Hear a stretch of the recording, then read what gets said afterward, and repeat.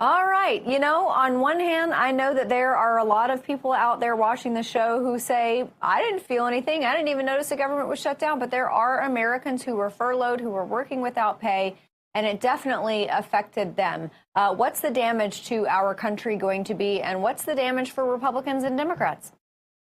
Yeah, that's a great point. There's also one other burden that it created, which is that there are all of these laws and regulations on the books that our employers, our businesses have to follow because of overregulation. But if there aren't federal bureaucrats, if the offices aren't open, then businesses have to navigate this as best as they can while taking risks and not being able to get the services they need to comply with the government's own regulations on them, let alone, of course, that air traffic control had to slow down the volume of airplanes going. The list goes on and on. It's going to total tens of billions of dollars, all because elected Democrats wanted $1.5 trillion more of your dollars for welfare, mostly for illegal aliens. It's a shame.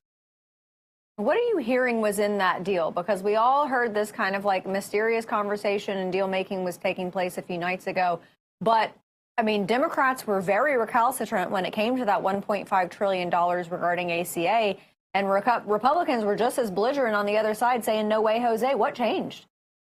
Well, I think what changed is honestly, Democrats got the electoral victories they wanted on Tuesday, and they know that the shutdown was starting to go south on them. We were starting to have real critical functions be collapsed and curtailed. And so I think Democrats looked at this and thought they got the political wins they wanted, but they were going to risk too much if they kept going. And of course, it allowed people like Schumer, who looks incompetent now, but it allowed him to try to look like he was of the base of his own party. His incompetence of politics and policy is a different matter entirely.